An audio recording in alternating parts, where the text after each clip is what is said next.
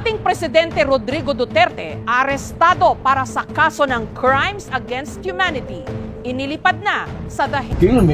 Ang mga pinagdaanan sa linggong ito ni dating Presidente Rodrigo Duterte mula pag-aresto sa kanya. Virtue of the warrant of arrest issued by the ICC for Crimes Against Humanity. Mr. Duterte was arrested in compliance with our commitments to Interpol. Sabihin nyo kung saan siya dalahin. Hard way. Hanggang pagbiyahe sa the Netherlands para harapin ang mga kasong isinampa laban sa kanya kaugnay ng madugo niyang giyera kontra droga. I will kill more if only to get rid of drugs. Dapat lang panagutin si Duterte at dapat lang ikulong. Masakit bilang ina na mawalan ng anak sa murang edad. 3 taon lang siya. To my countrymen, I am about to land sa Hague. Quel est votre nom et prénom? I am Rodrigo Roa Duterte. This will be a long legal proceedings. So be it. Malaking balita sa linggong ito ang pag-aresto kay dating Presidente Rodrigo Duterte para panagutan ang mga biktima ng kanyang madugong giyera kontra droga. Minsan pa ang ating bayan nahahati. I am a citizen of this country, a former president, and you show me a piece of paper and you ask me to go with you? A warrant of arrest. You will just have to kill me. Kung hindi ako papayag, kung kakampi ka dyan sa mga puti.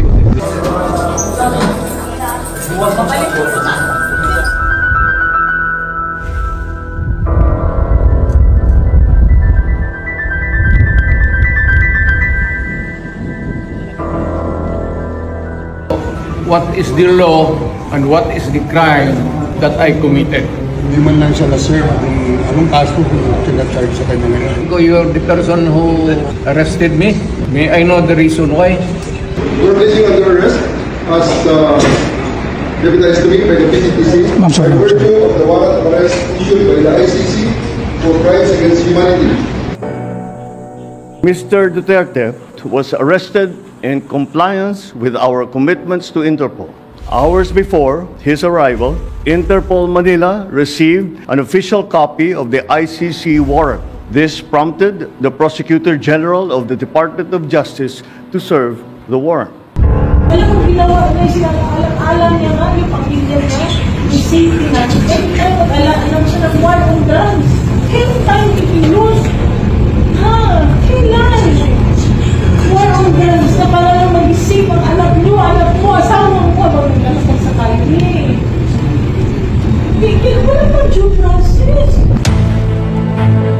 Sir Bongbo, siya lang po. Siya lang, sir. Sir, pasensya na kayo. Ini-implement lang namin kung ano instruction, sir. Ano na pa? Gutom na gutom. Tawag ng tawag. Pakibigay kay Kitty at saka kay PRD. Sir, tubig. Tubig po. Pagkain po. Ito po. Pagkain. We can do this the hard way. We can do this easy. The easy way, sir, is for you to choose 3 people to accompany PR to the plane. May bus dyan, and he's going to the plane. Okay, sir. The hard way. What plane is this, sir? Ma'am, chartered flight. Chartered flight from? Okay. Sir, we need The hard to way. know. Sabihin nyo kung saan siya dalahin. The hard way. Nag-uusap tayo dito. Sabi mo, sir, ito mo lang, sir. 8:30 na, sir.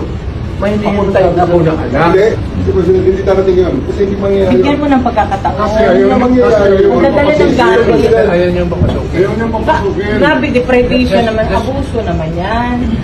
Hayaan mo lang makita nila ang tatay nila. 80 anyo. Kung gano'n, okay lang. Kung hindi niyang papasukin, make it clear. Yes, sir. Hindi papasukin, sir. Don't do it personal. Ayun sa loob. Ito gawin niyo sa kanya. Sa tao ng lahat. Ginawa niya. Ito yung gawin niyo. Anak ko.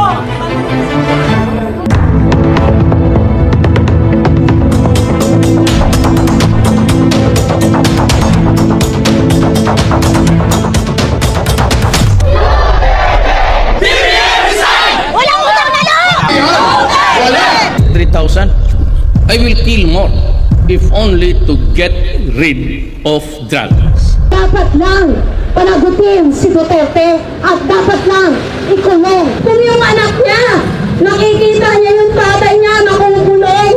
Ang aking anak hindi ko na nakikita.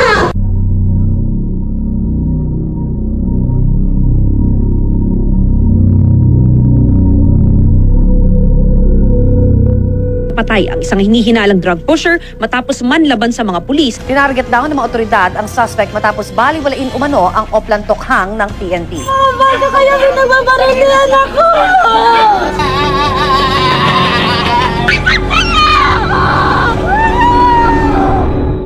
Ako si Lijay Acopio. Ako yung mother ni Micah Ulpina, the youngest victim of drug war. Di bali, hindi lang isa po ang biktima sa akin. Ang live-in partner ko po. Magliliwanag pa lang nun. Natutulog kami mag-anak. May nagbabasag ng jealousy sa baba. Ang pambasag nila, Armalite, parang paganyan. Ginising ko yung partner ko. Sumilip ako. May tutok na baril sa amin. Nasa hagdan na sila. Ang narinig ko, may lalaki ba doon sa itaas? Sagot po ng anak niyang babae, wala po. Alam ko na may hindi umalis si Micah, na kay papa niya. Nakalabas na ako ng bahay, gate pa lang. May narinig na ako na putok ng baril.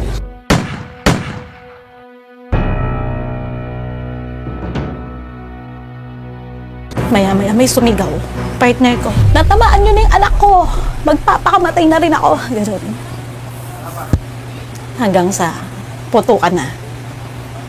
Inaabot niya po yung anak namin sa pulis na nasa baba. Makaawa siya na itakbo sa ospital. Pero binaril pa po siya sa dibdib. Wala silang awa.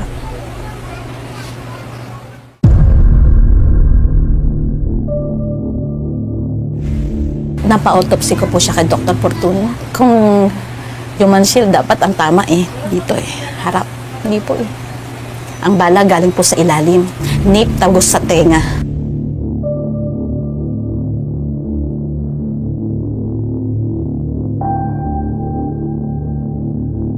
Pero ito, si Kato pumutok pa. Kaya tinamaan si Kabigaw. Sa pag-retaliate naman ni Kabigaw, ay hinagip naman niya yung bata. Siyempre, uncontrollable naman si Kabigaw doon sa pagputok niya. Dahil nga, tinamaan na siya. Sa murang edad. 3 taon lang siya. Alam mo ang pangarap ng anak ko? Pulis. Pero, pulis din po pala yung papatay sa kanya.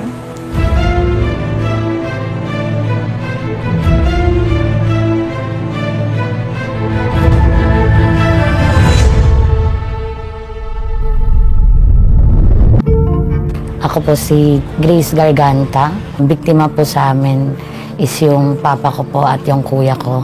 Aminado po ako. Nagbebenta si papa ko. Biglang pumasok lang sila sa amin. Mga nakasibilyan. Pagkatok, ang nagbukas si mama. 3 hakbang lang. Pinagbabar nila si papa. Walang ibang tinanong. Tapos nung gumalaw si papa, binaril siya ulit. Kuya, natutulog yun sa tricycle. Tapos isinakay siya sa single na motor. Tapos ang nabalita sa DP, na pinatay na ng laban. Sa halip na makipag-cooperate sa ating mga kapulisan, nagpaputok, kaya pumutok na rin ang mga tropa natin. Pinakamasakit, yung iuwi ko silang dalawa. Na wala nakakaalam. Ako lang, nahihirap lang yung kaya niyong patay. Sabi ko nga, 3 to 6 months, tapos lahat po 2016 lang po ako first time bumoto ng presidential. At siya po ang binoto ko. Pag nakakapanood ako ng news, lagi ko sinasabi, parang hindi naman totoo yung. Nung sa akin na nangyari, kailangan kong ikwento kung ano yung totoong storya. Kasi hindi lahat ng napapatay, drug addict. Sa Pasay po siya nagtatrabaho, hotel room boy po. Pumasok siya nun, hindi na siya nakauwi. Hinanap namin siya. Hanggang sa nagpasya na kami ng asawa ko na magtungo na kami sa mga presinto. Adik ba anak mo? Sumagot yung misis ko, hindi po. Pumunta ko kayo sa Puninarya Cruz. Wala sa isip ko na magiging biktima yung anak ko. Kasi hindi naman siya nagdodroga. Nagulat na lang ako nung nakita ko yung anak ko. Ubod-ubad na siya, marami siyang tama ng bala. Ayon sa medical legal, yung tama niya, lahat palusong. Pababa. Indikasyon daw na nakaluhod yung bata. Binabaril, nagmamakaawa. Durog ako. Durog na durog. 8 taon. Stress ako. Hindi na nga ako nakapaghanap buhay. Ang asawa ko ng kaya naawang ako sa kanya. Kasi parang nawalan ako ng gana sa lahat.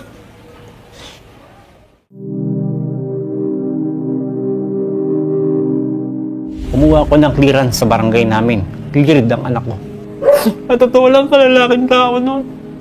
Mayakap at tumahanap ka sa akin ng anak ko na yun. I love you sa akin pa, I love you. Ingat ka. Hindi na kami nagtagpo. Patay ko na siyang makita. Nakapagpalit kami ng kaso. Kaso dahil nga sa bulok ang hustisya dito sa Pilipinas. Wala. Biro mo, libo-libo pinatay dito. Ilan lang ba nakapagsampa ng kaso? Umabot ba kami 10? Wala pa. Napakaswerte niya. Ligtas siyang hinainan ng warrant of arrest. Samantalang si Jay at iba pang biktima, pinatay na lang. Kahit pa paano, hindi man dito sa Pilipinas, sa ibang bansa pa namin nakuha yung hustisya.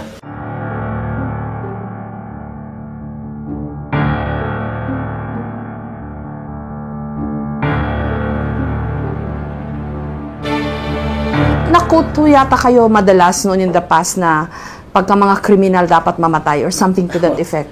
I am in the midst of a chaotic and there's turmoil in the island of Mindanao. I cannot be soft. If you commit a crime, if you're into drugs, if you're into the kidnapping business, and we happen to meet in one corner, just be ready because I'll just have to kill you.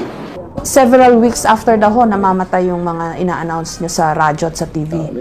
Tanungin mo yung kapitbahay nila, huwag mo akong tanungin kasi ako, I just said na ito yung mga tao. It is my solemn duty to do it. Drugs flooding the city. Hindi pwede yung gano'n. Pero Mayor, itong kampanya nyo against drugs, ang napupuntirya lang daw ho lagi, yung mga small fry. Wala pa daw ho kayong nahuhuling drug lord o big time na drug syndicate. Totoo, hanapin mo. Wala naman kasi milyonaryo dito sa Davao na sumasali yan sa drug. I would not sit on my ass as mayor of the city and allow these things to happen. Si PDP Laban Standard Bearer Rodrigo Duterte ang nakakuha ng pinakamaraming boto. I, Rodrigo Roa Duterte, do solemnly swear, so help me God. Ako magprangka ako sa inyo, dito sa panahon ko, tatapusin ko yung problema sa droga. Yung may order sa dyan, shoot to kill kayo. Walang pakialam dyan sa human rights maniwala. Mahigit 300 na ang napapatay. Itong umano'y tulak din ng droga ang patay. Isa na namang hinihinalang pusher ang natagpuan. Nagtutulak ba ng drugs yung asawa? Hindi po. Hindi po totoo yun. Nag-sidecar lang siya kasi wala na kami pang almusal. Ang sakit po tanggapin. Ganito yung nangyari sa asawa ko. Marami namang iba. Bakit siya pa? Ayoko na, ayoko na, ayoko na, ayoko na, Nay. Ayoko na.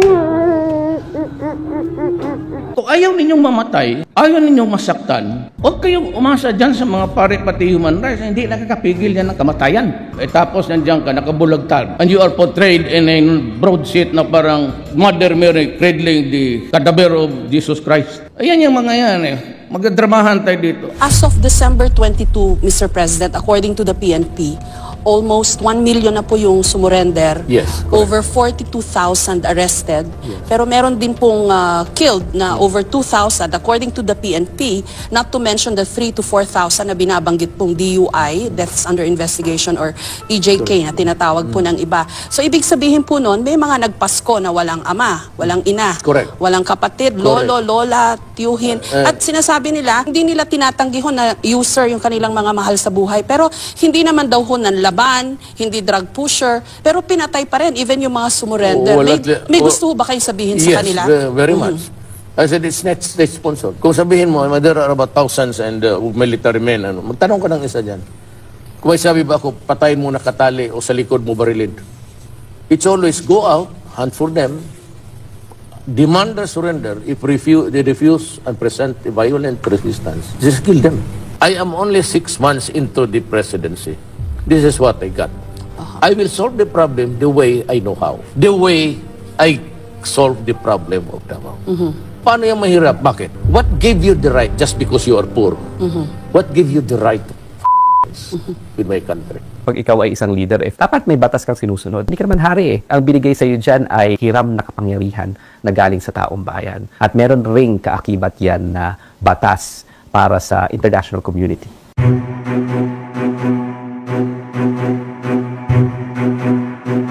Ang ICC ay pagkilala na merong mga krimen na sobrang lala na maaaring hindi maparusahan sa isang partikular na bansa lamang. The rest of the world can intervene and say, oy, mali yan at yan ay labag sa ating pagiging tao. Since 2016, I have closely followed the situation in the Republic of the Philippines.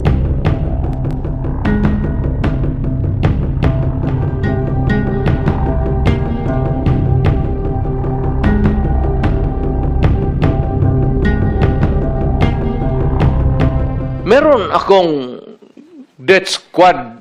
Pero hindi yung mga pulis. Sila rin yung mga gangster.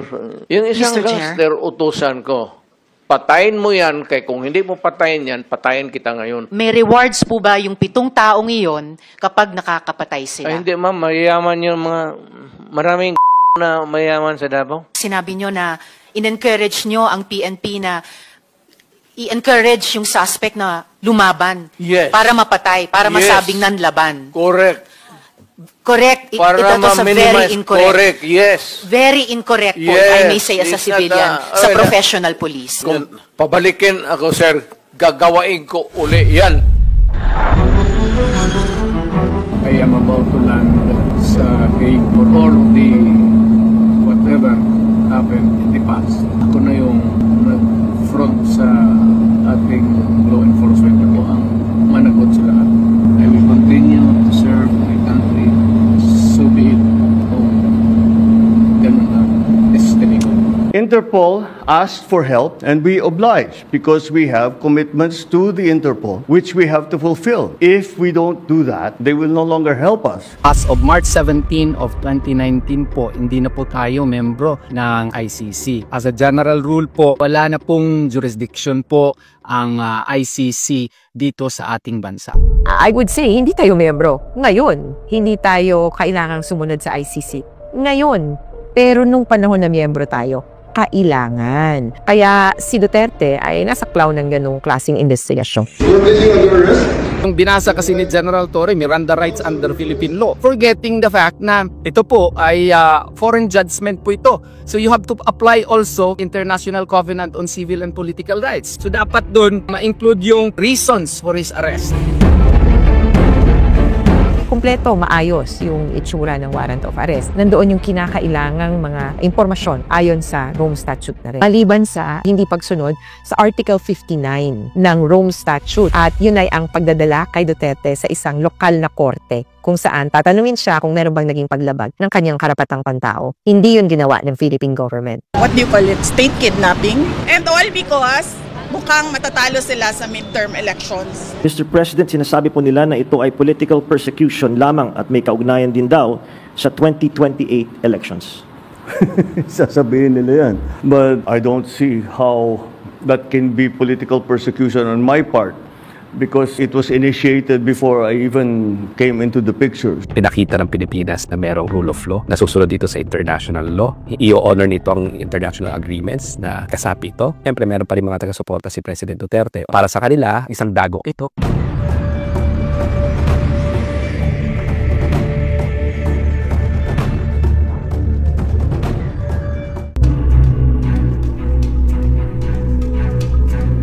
I am Rodrigo Roa Duterte. On 7 March 2025, pre-trial Chamber 1 concluded that there were reasonable grounds to believe that Mr. Duterte is criminally responsible pursuant to Article 25(3)(a) of the Rome Statute as an alleged indirect co-perpetrator for the crime against humanity of murder pursuant to Article 7(1)(a) of the statute. To the less legally inclined, it was a pure and simple kidnapping.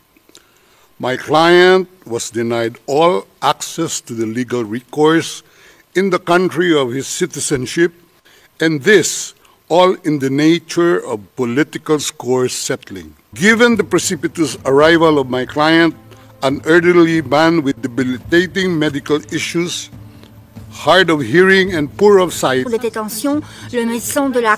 when he arrived at the detention center, the court's doctor was of the opinion that you were fully mentally aware and fit, and that you have undergone further checks and tests at the detention facility. When we talked, as a request, he asked me to go home. He repeatedly said, do not leave the country. Do not leave the Philippines.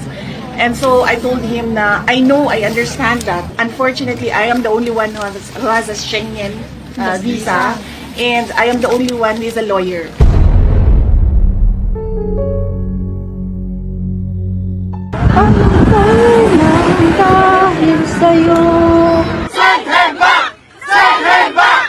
Usan ako ang proteksyon na ikahantag ka na ako sa Senado. Dili na kaya, dili na ko mangitagubot.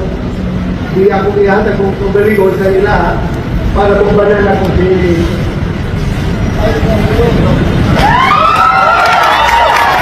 Kung kaya nilang ipadala si Tatay Digong doon, gawan nyo ng paraan. Paano siya ibalik dito? Di kami po sa ngayon na narito siya kasi sa tanda-tanda pa niya. Nung presidente pa siya, okay man, takbo ng Pilipinas. Napakalaki pong po sa amin yun na makamit namin yung hustisya kahit padahan-dahan. At nakikita po namin si Duterte na nilitisin po sa husgado. Hindi kami papayag na pabalikin siya rito sa Pilipinas, dito litisin. Tututulan po namin yun.